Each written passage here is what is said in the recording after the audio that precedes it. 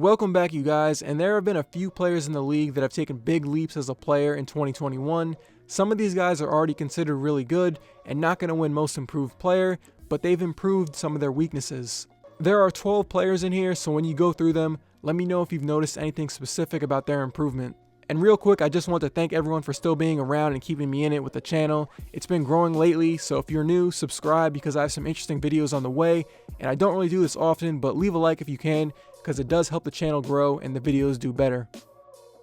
Bam Adebayo is the Heat's primary scorer, primary facilitator, and defensive anchor without Jimmy Butler playing. He took a massive leap as a player last year and probably is in top 15 player status, honestly, so it's not like he's going to get any votes for most improved player. He doesn't fit the criteria, but here's why he's in this video. In the 2019-2020 season, Bam shot 21 of 94 from the mid-range area, 22%. That's a pretty bad percentage. It was a weakness for him. But this season, Bam has already passed up last season's total mid-range shots made.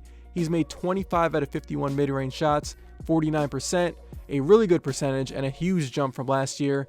His isolation and off-the-dribble stuff has improved as well.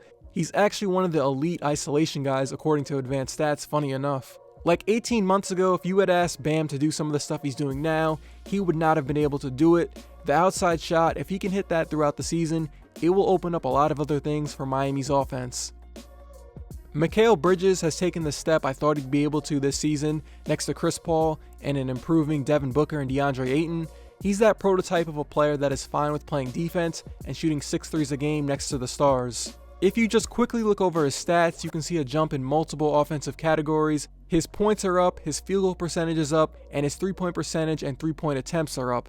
Against Indiana, he had a career-high 34 points and made 6 of 8 threes. You see the jump in three-point percentage, but it's not just that he's making more, he's also taking more. He went from taking just about 3 threes per game last season to taking 6 this year, so he's doubling up his attempts, which means he's a lot more comfortable taking threes under pressure. You see a lot of guys with decent three-point shooting percentages, but they take like 2 threes a game. That doesn't mean you're reliable because you got a good percentage. A good tell of someone who is really comfortable with their shot and their team trusts them is when they are letting it go and they're getting those attempts up.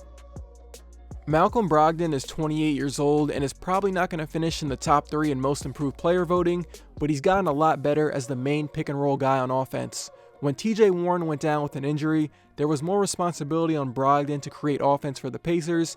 He's now leading them in points, assists, and three-point shots made. What's taking Brogdon to the next level is what a lot of other elite players are doing right now, and that is the pull-up 3. He's gone from taking 4 threes a game last year to 7 per game this year.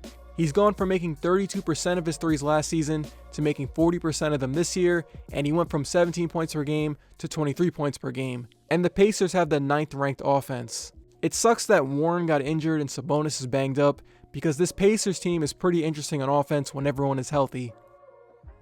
Lou Dort of the OKC Thunder has made an improvement in his second NBA season. He's doubled his points per game from last year and getting better on something that everyone knew was a liability for him last year. Check Dort's three-point numbers.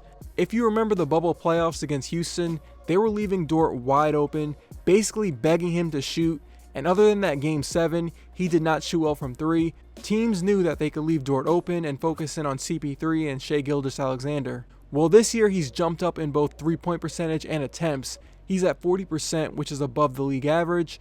Like I said in the Bridges part, when people are taking more threes, that means they're more comfortable with it, and he has gotten a lot more comfortable. That three-point percentage number might drop to 36%, but that's still a reliable number, and he's giving you all NBA defense.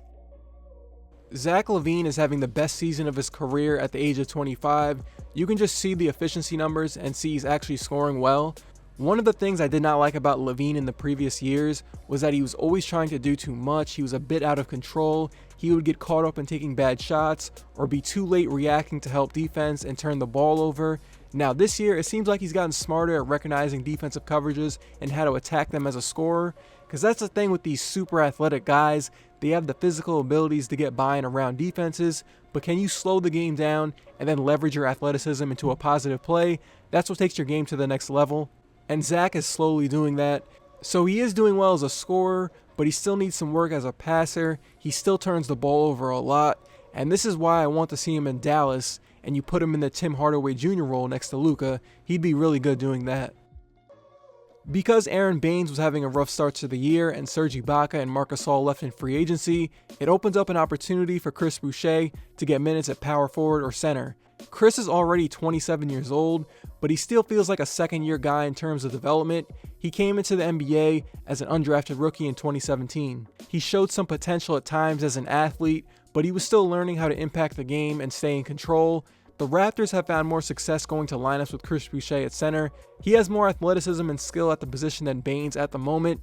He's making the most of those minutes. He's doubling up his numbers from last year, and a big thing is the 45% shooting from three.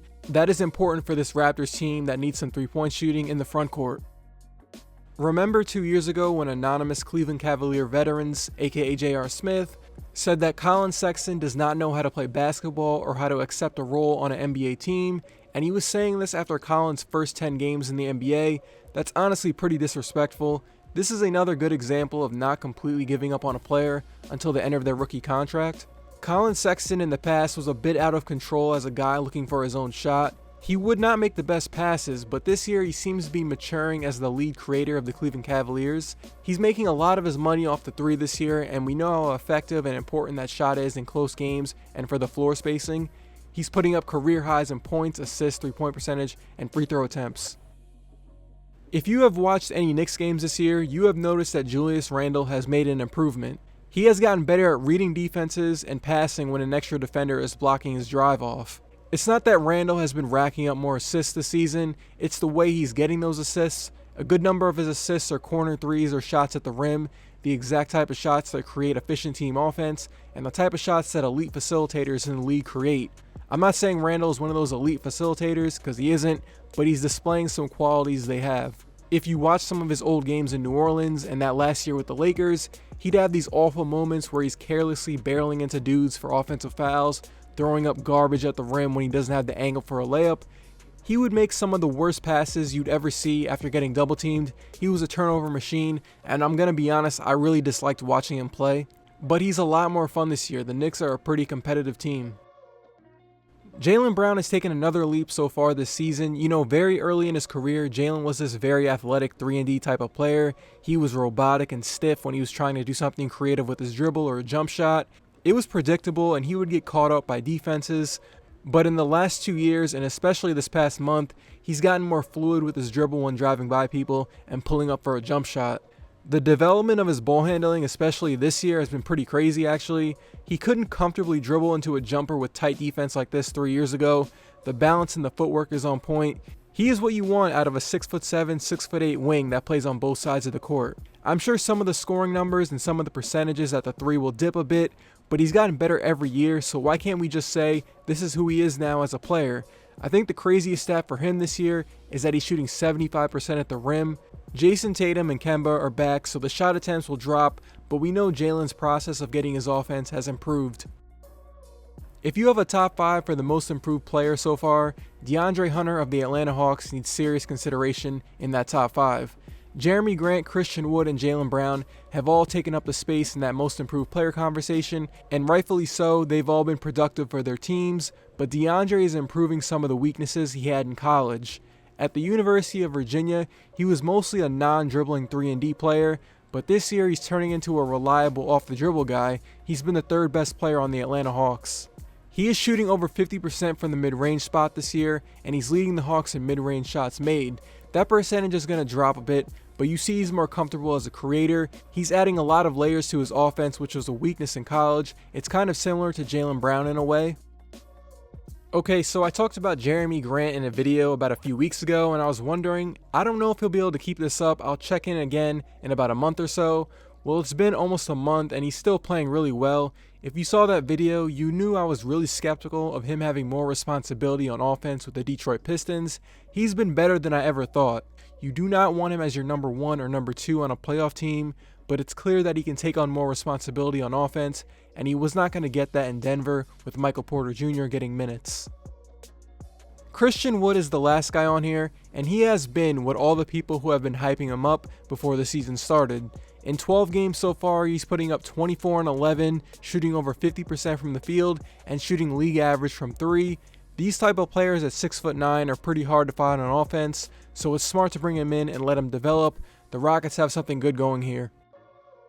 And that is it for me. Appreciate it if you stuck around to the end on this one. I know I said I'm going to have a video on Lonzo Ball that will be dropping soon. I just wanted to see a few more Pelicans games before I made it, so I'll see you guys then.